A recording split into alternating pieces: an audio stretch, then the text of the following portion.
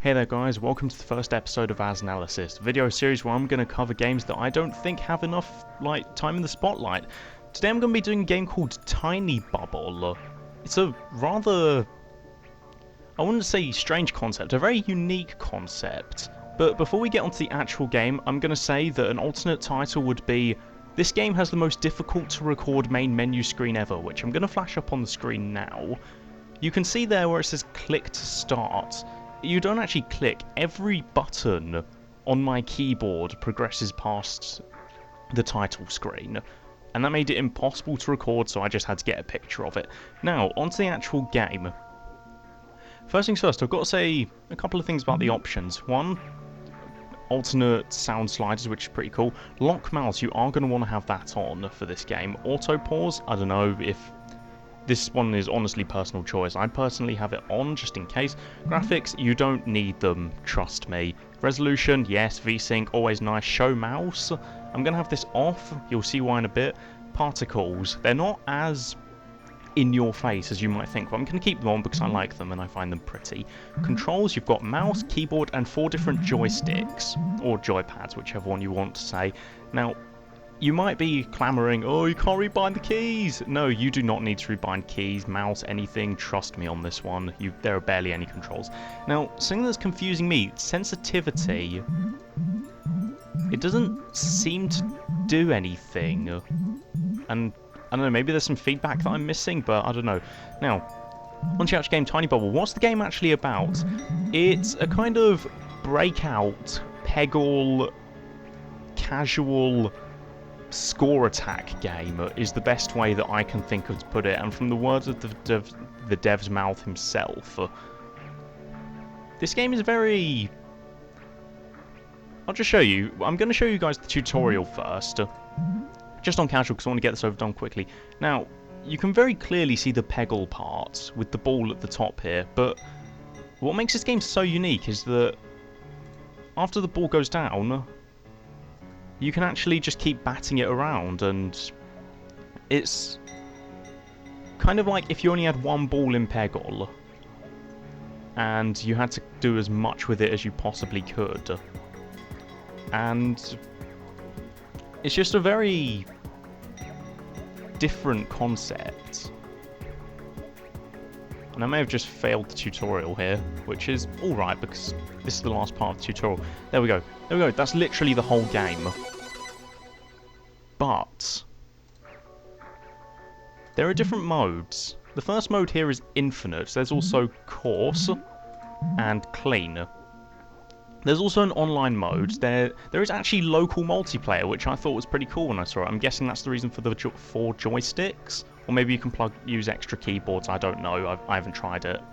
And there's also War Net, which it doesn't use connecting to an online server and playing with randoms. As far as I can tell, it's peer-to-peer. And that's honestly completely fine with me. I just don't have any friends, so I can't actually show you it.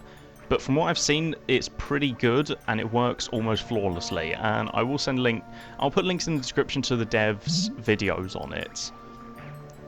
Now, I'm going to play on casual, but honestly, because it's very time-consuming trying to get the last couple of microbes. Now, as you can see, there are actually different kinds of microbes. There's blue ones, green ones. I personally don't know the difference between them, but there is a difference. It might not seem like it, but you'll see what I mean. There are differences between all of the kinds of microbes. Now, as you can probably tell, this is just meant to be a very relaxing game. It's not, like, stressful. There's no rapid, fast-paced music, and it's just generally supposed to be a nice, relaxed score attack for those who care about that kind of thing. Personally, I'm not into score attacks, but I am actually finding myself to have a lot of fun with this. Now, you may notice the screen moving up there. That is something that I personally don't understand yet, but I'm still going to attempt to show off to you guys later on. Now, you see I missed the ball. You have unlimited balls, as far as I can tell. And when you lose a ball, it just lets you do another one. Now, this is integral to the gameplay of some of the modes, because you're supposed to clear the board in as few balls as possible. and that's how your score is determined, along with combos and other things. Now I'm hoping, not quite. All the way up there at the top of the screen, there's a red bar that changes the colour of your ball. There, you can see it there. I've hit that a couple of times now. I'm still failing to figure out what it actually does. As you can see, I cleared 80% and... Sorry, that sound effect is so cool. And that's the end of Infinite Mode. It's pretty much just... Your score compounds as you play different modes. You can do one mode, get some score, and just keep going. Try and get the highest score possible. Now, Course Mode, I thought was pretty interesting. You can select between a number of rounds, 3, 6, or 9. It's kind of like golf. If I remember correctly, the original name had something to do with golf. I think it was... Oh, what was it? N-Golf? Or something like that. Now, the interesting part for me is you can actually customize your own course codes. It's kind of like seeds. And how it works is the first letter, number rather, it can be 3, it can be 6, or it can be 9. That determines the amount of levels that there are. I'm going to go for 3 just because I want to make this short. Then you pick any random number. I think it can only be 5 digits. It can be 5 digits, 4 digits, 3 digits, 2 digits, 1 digits, whatever. I'm going to go for 575 because I tried that earlier and I found it to be pretty cool. Now, 1 has to be the last one. I can't quite remember what the 1 changes or if it does anything different. But I do know that it's necessary, otherwise it doesn't work. So I'll show you what the course is. Casual again, just because time restraints more than anything else. And it's just... It's the same as Infinite, but in this one, the amount of throws that you use is the main scoring here. Well, not the main scoring, the actual score is the score. But it's kind of like a personal challenge thing, and that's why the throws are counted, really. It's just to kind of see what your friends can do. Try and beat your friends' personal throw scores, and share your, like, seeds, if you will, with other people. And that's pretty much what course is about. Oh, bloody hell. Now, while I'm in course mode, I want to talk about what makes this game so appealing to me personally. It may not seem like it from first glance, but... And it might not seem at all even appropriate for this kind of game. But this game has this is one of the best block breakers, if you will, that I've found that actually has any sense of a good physics engine. Now let me show you what I mean. Most block breakers, the ball or the projectile moves at a constant speed, and it will always move the same speed going up, down, left, right, and you even get some that would just bounce in 90-degree angles. Not with this game. I want you to just take a close look at the ball for a second. Notice its speed, its horizontal speed, it always stays the same. Like, unless it hits another object, it always stays the same. If you look at it going up and down, I'm just going to try and hit it straight up here, or close enough. You can see you can see acceleration, deceleration, all of these, well, negative acceleration, there's no such thing as deceleration. All of these things actually have effects, and it's very clear that they exist. It's very...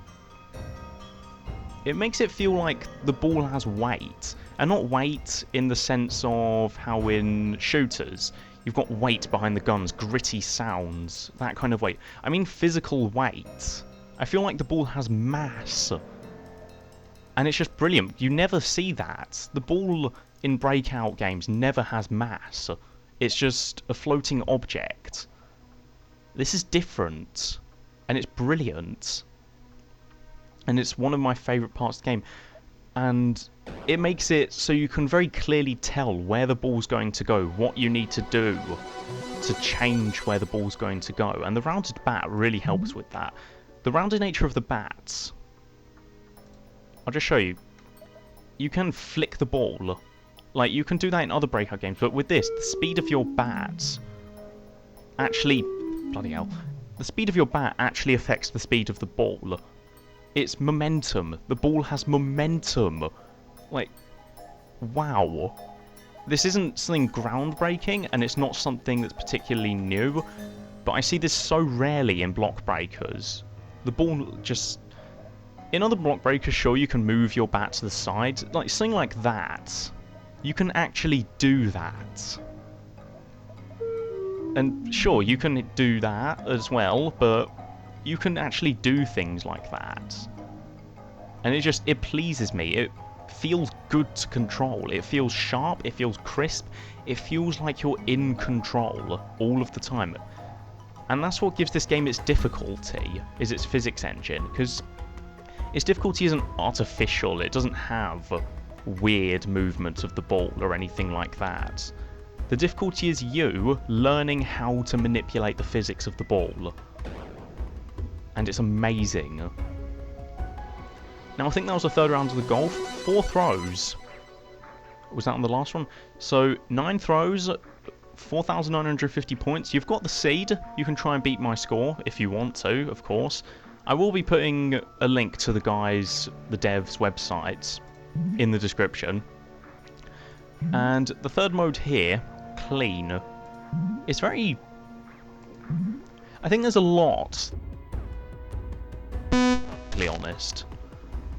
At the moment it feels a bit like iffy, and for some reason it's saying I've got 4 throws, but again this is, as far as I remember, a one-man development, so can't really expect there to not be bugs. Now this area is closed off. You don't really need to have a larger wide open area above it, just because, I mean, you're only working in the confines of this small area here, aren't you? So it's not entirely...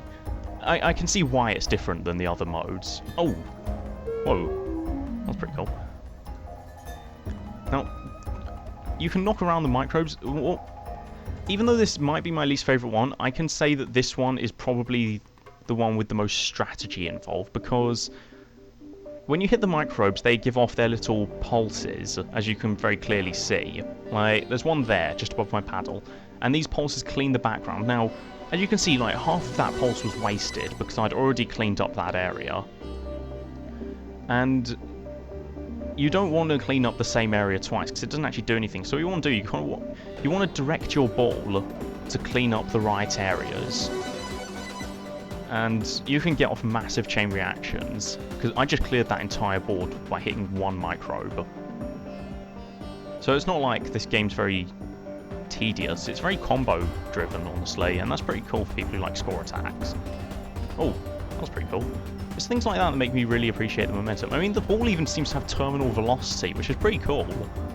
I mean, that one actually isn't uncommon in Block Breakers. But it's still pretty nice to see that the dev actually cares to put this kind of stuff in. It's very nice to see a dedicated dev. He really seems to love this project. It's very clear that it's a very passion-driven project for this dev.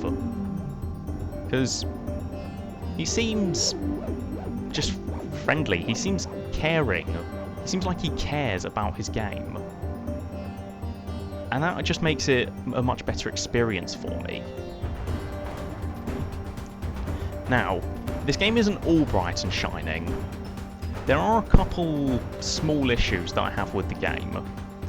First things first, this isn't really an issue so much as a limitation that I see with the game. And it just kind of pushes me the wrong way. Because that's it. Apart from War and Warnet, there isn't anything more to the game.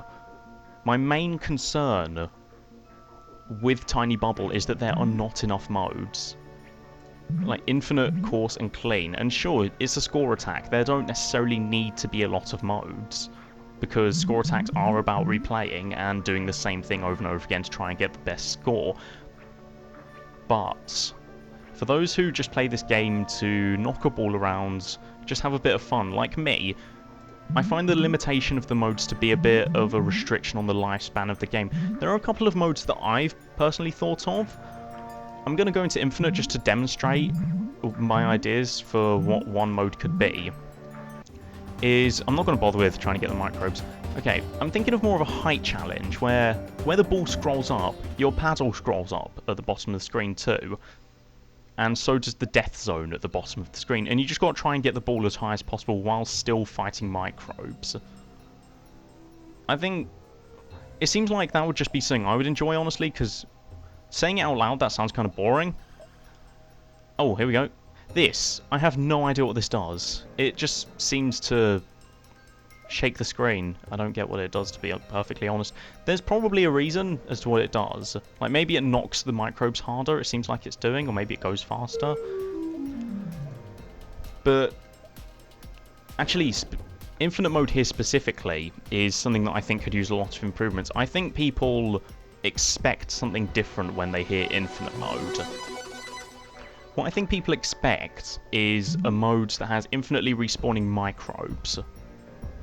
And that seems like a mode that's perfect for score attack. And I think the fact that a real endless mode, maybe that could be added in later as an endless mode instead of infinite mode. I think the loss of a real endless mode is what's going to restrict this game for a lot of score attack players.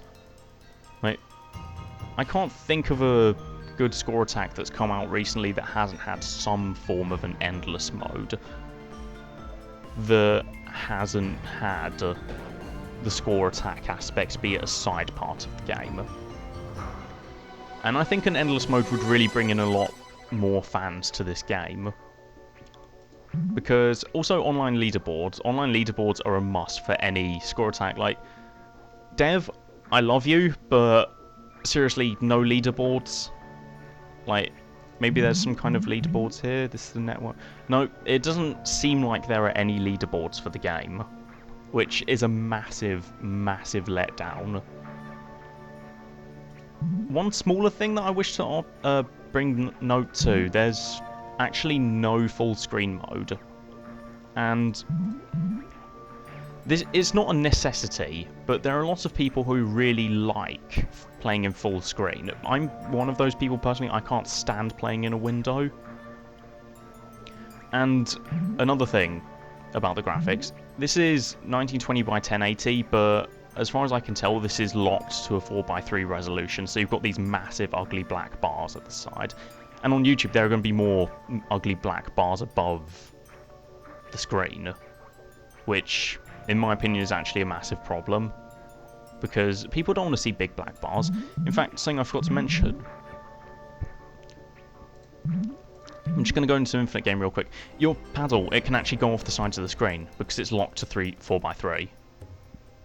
Or 3:4, I can't remember. And honestly, if you've got the ball... sorry, I have hiccups. If you've got the ball in the corner of the screen... I'm waiting for these microbes to go away so I can demonstrate. If you've got the ball in the corner screen... Okay, never mind. And you try to go for it. If you try to go for it too quickly, your paddle can just go off the side. And seeing as you can actually trap the ball at the edge of your paddle, if you trap it just wrong, it just falls below your paddle if you happen to accidentally go through the side. And I personally see that to be a big problem, honestly. What I do like, though, I just noticed this, you can change options mid-game. That's just a nice thing to note, because I know there are a couple of games that don't do that, and it seems to be it's a bit annoying, honestly. Now, before I end off, there is one more thing that I'd like to mention. This help option here, this is pretty much useless. This is... Dev, I'm pretty much talking to you here. I think that you need to get rid of this help button, because there's no point. I'm gonna put in the what this links to, I'm gonna put it up here. And hopefully that will show why this button is pointless. There's no need for this button to be here. Like, you've got the text coming up at the sides of the screen. Why can't you just have it all be displayed here? I don't know if it's to drive people to your blog or something. And honestly, I don't blame you, because you're a little indie dev. You can't really have a massive budget, and you can't market this game all that well. I mean, I got this off of Reddit, for freak's sake. And there's also a newsletter, which, if you're the type of person to follow patch notes, things like that, I personally am. I love reading patch notes. This newsletter is pretty awesome, actually. And it allows people to follow the dev, it allows people to read about the game, and... you can just go and maybe chat with the dev or something. He seems to be a really friendly guy. I don't think he'd honestly be too opposed to you going to chat to him. Now, what do I think of this game overall? I think this game is a very fun, a very visceral, a very precise, very polished block breaker peggle combination game. It's very unique. It's very loved. It's just a shame that there's not very much content. And the content that is here doesn't have enough to keep it interesting. I love this game. I'm going to keep playing it because I find this fun, maybe every 20-minute sessions. In fact, this 20-minute sessions here is something that I wanted to talk about just to close off. The dev has confirmed a mobile port. Mobile port, 20-minute sessions. I can see this becoming nothing else than an amazing toilet game. And I don't think anyone could really disagree with me. This is the perfect concept for a toilet game. Like, especially the course. Like, a 3-round course, that takes maybe 7 or 8 minutes to finish. How long do a couple rounds of Angry Birds take to finish? 7 or 8 minutes. It's the perfect formula. And I think this game's going to go very far on the mobile market, but it is very, very limited on the PC market, and I can't see it doing all too well. For those of you who are interested, I'm going to put a link to the dev's site. It is called Invisible Spaceship, is the name of the development team. I think that could just be the publisher. I don't actually know if this game's even got a publisher. I forgot to check, to be honest. But you can buy the game there for $4.99. The dev is very interested. He's probably always adding features. He listens to feedback. That's something that I can very, very clearly tell you. Like, he had a slew of comments on the thread that I got this from, giving him feedback and information and ideas. He seemed very susceptible. Is susceptible the right word? He seemed very open and accepting of the feedback. And that's a good dev. That's a really good dev, and I have to commend him for that. So, Azalysys, Tidy Bubble. Overall, brilliant game. I personally think it's really awesome, and anyone who likes score attacks, I would keep an eye out for the mobile market. Other than that though, tell me what you think of the series, just let me know if you want to see more. It's been Azrothan, taking a look at Tiny Bubble, a pretty awesome game. My name has been Azrothan, I already said that. Thank you very much for watching, thank you for your time, thank you for supporting me. I will see you guys in the next one. See ya!